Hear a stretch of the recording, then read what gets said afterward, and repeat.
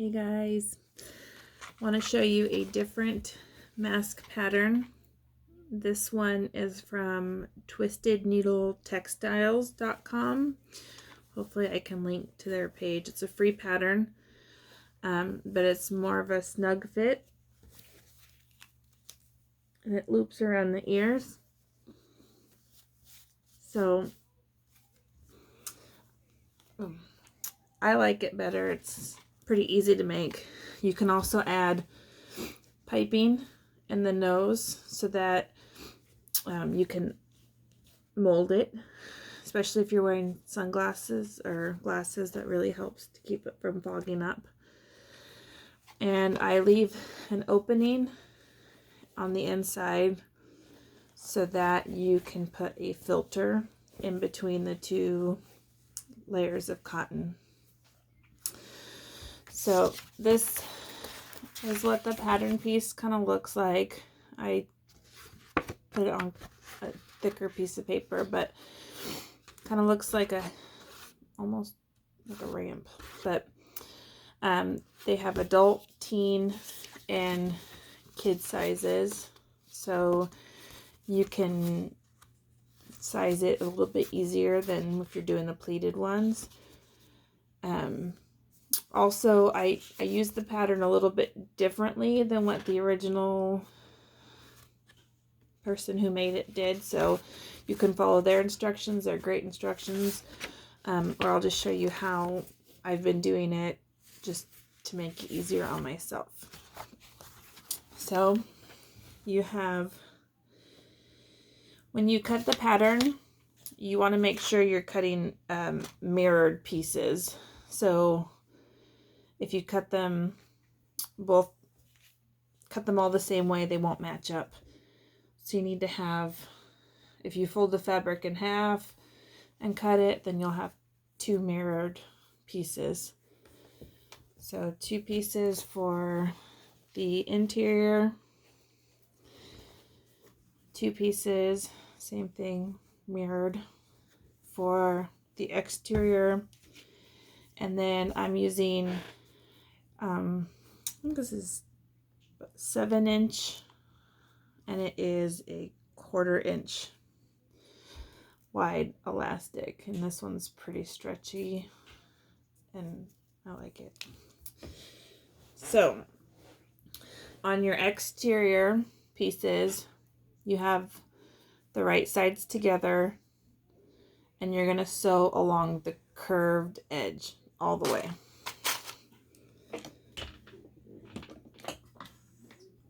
So back stitch, and this is at like 3/8 seam allowance. It's kind of my default.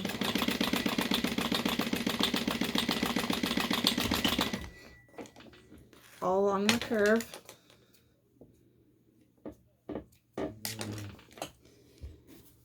So it opens.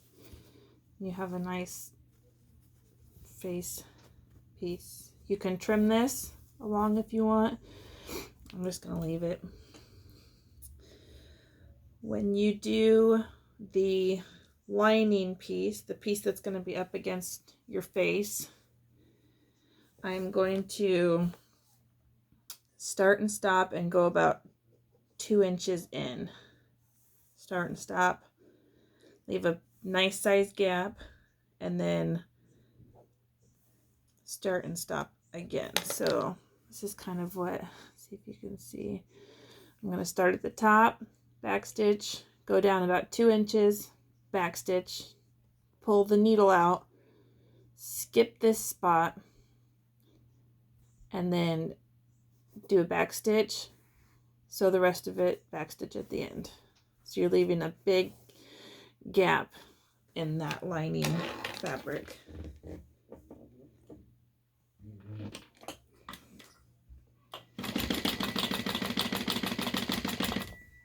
Okay, leave the needle up, move your fabric.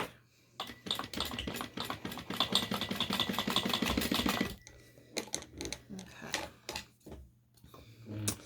You'll just take that string that is kind of connecting them and trim it down. Trim all your excess thread.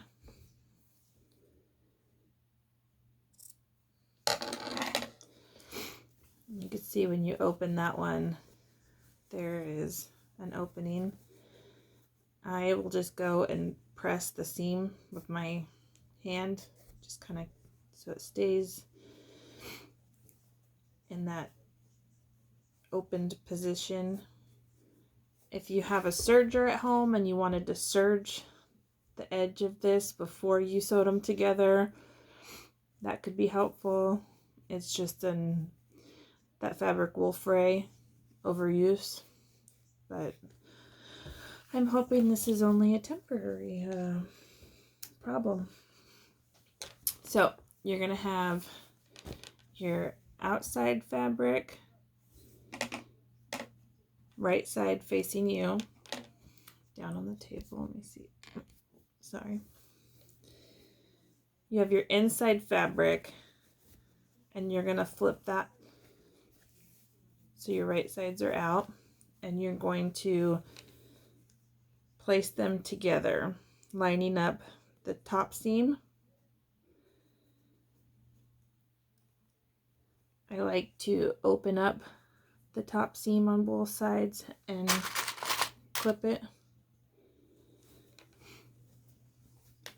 Flip around, line up the bottom seams and pin it open. And then from there, just line up all your top and bottom edges. If they don't line up perfectly, that's okay. As long as you sew through both layers when you're sewing, you'll be okay. So I have these lined up. It's your exterior and your interior right sides facing together.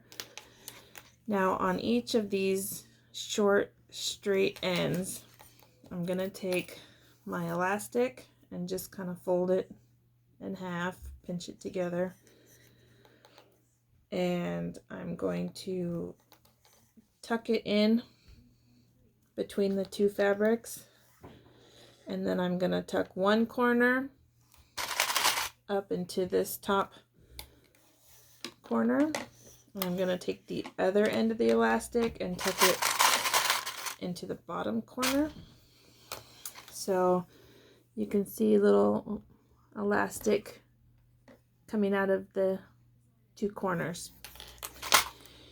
Turn it around, do the same thing to the other side.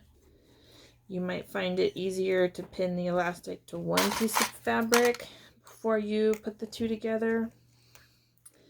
However you find it makes it easier for you.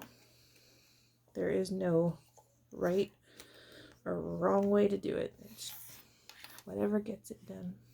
So I like to start at the bottom middle seam, and I don't know why, that it just is. So you are gonna stitch and back stitch, and then you're gonna follow along the entire mask at that 3/8 allowance. Get to the corner, make sure that your elastic is in place, that your needle is down, and turn. I do a little back stitch over the elastic. Get to the other corner. Make sure your elastic is out and your needle is down, and turn it back. You're going to follow along the curve and up across the nose piece. Try to keep those seams pressed flat, or else you get kind of a little bunching up on your nose. So getting to the other side, I want to make sure I'm not going over any elastic piece that I don't want to be sewing over. Needle down, turn it.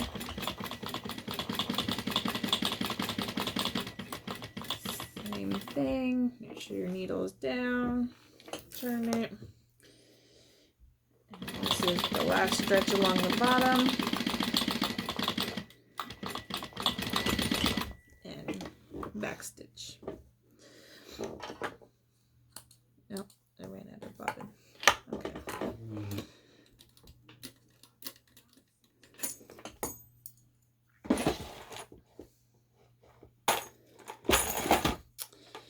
One second.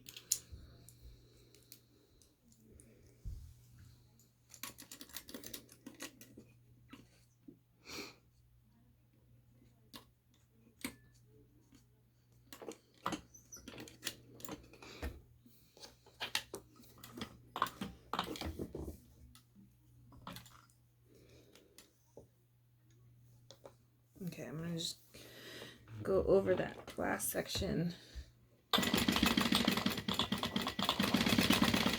one more time because I ran out of bobbin. So, trim all your little thread tails.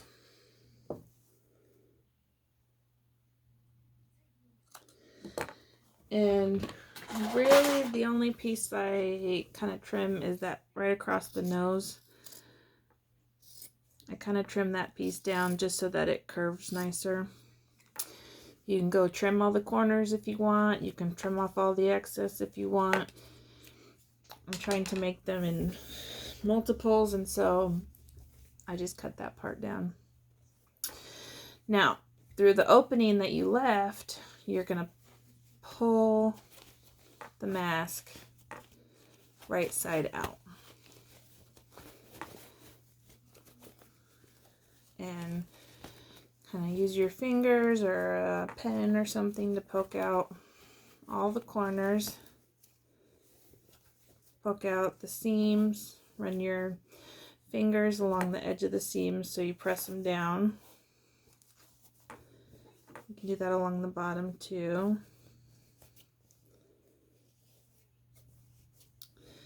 And then what I'm going to do, if you don't want the nose piece, then your mask is done.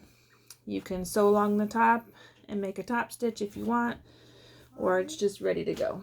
There's something kind of good with Judja and Big Kitty. You want to know something? Yeah. I gotta be out there, and guess what? What happened? When Pig Kitty climbed up with Judja on top seat, they shared the seat. Oh, they shared the seat. Yeah. That was really nice. I think they're best friends, kind of. Yeah. These are kind of cute kitties. I said, I think Big Kitty's leveled up with his niceness. Same thing with Judja. Yeah. Judja's on level 2, and I think Big Kitty's on level 3. Yeah. Chauncey's on level 4. Gotcha. What Okay. she attacks is the kitties. She attacks everybody. Yeah. She needs to be in bad place if she's attacking everybody. Okay. Thank you. And I know Pickle's first place. Pickles is doing real good. Okay. That's all of our cats in order of how good they are. So if you're not adding the nose piece, then the mask is done. But if you want to put a pipe cleaner or some little metal piece in here so you can mold it, then on the exterior, I start about 2 inches in from the middle. So, and I'm going probably about a 1/2 inch down just because I want to make sure that I leave a nice enough opening. And I'm going to stitch and back stitch, go all along the nose piece at that same 1/2 inch seam allowance, and go 2 inches over into the other side of the mask, stitch and back stitch. Okay. Trim all your thread tails. If you have a little thread burner or a lighter, you can seal them off. And in order to get the pipe cleaner in, you will have to turn the mask back inside out. And you'll notice along the top ridge, there's a spot where you go from seeing the seam to not seeing the seam because it's now inside. We made a little pocket for the pipe cleaner. And so I just ordered just standard, I think they're 12-inch pipe cleaners. I fold it in half and just kind of twist it together to make it a little bit thicker than just one piece together. What I found was easiest for me is I have a pair of these, I call them hemostats. You can buy them at the craft store, but they're just kind of like long tweezer kind of things. And right where the opening is, you won't really be able to see it, but you can stick the tweezers through it. So there is where you can see the seam, and then where the seam goes inside, because we've made that pocket. I just grab one side of the pipe cleaner, pull it through, straighten out the mask. I kind of tuck these on top so that it kind of stays in there and doesn't fall out. And then tuck it all back through that opening so your right side's out again. And now your mask has a little nose piece that can be adjusted. And it's done. What I use for the filter is the blue wrap that I get from the OR. It's kind of used to keep the trays sterile, and it's really protective and waterproof. And so I just cut a square of this and tuck it inside every time we leave the house to use it. When I get home, take the filter out, toss it, wash the mask, and then you're good to go again. So if this mask is too large across your face, let me see.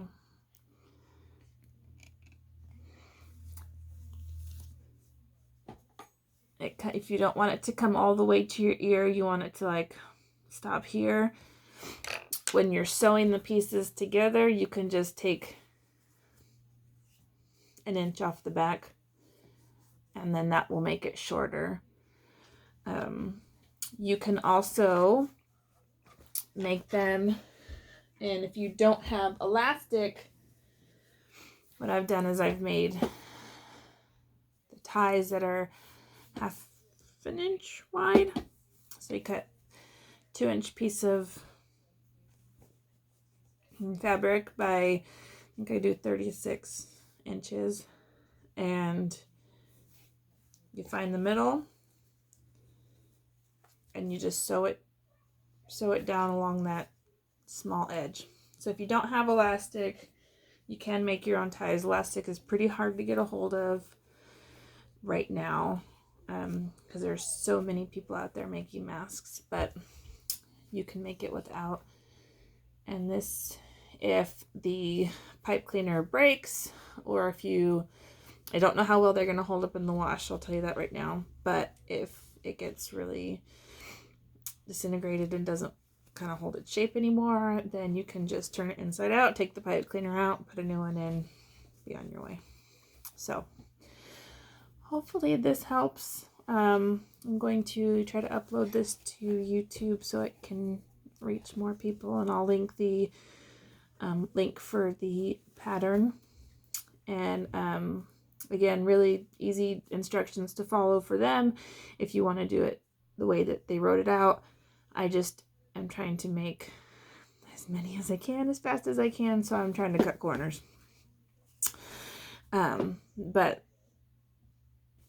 these are nice. And if you're not used to wearing a mask like I am, at work I wear a mask all day, so it doesn't bother me, but they're hard to get used to. It takes an adjustment. So if you're feeling really claustrophobic, you might want to add more of a curve and make it sit further out on your face. If it's too close to your mouth and your nose and you are really uncomfortable, there's ones that are they're called duckbill, and they just have a longer, so that you're still getting protection, but hopefully not feeling too uncomfortable about it. So hopefully this helps you guys. Stay safe.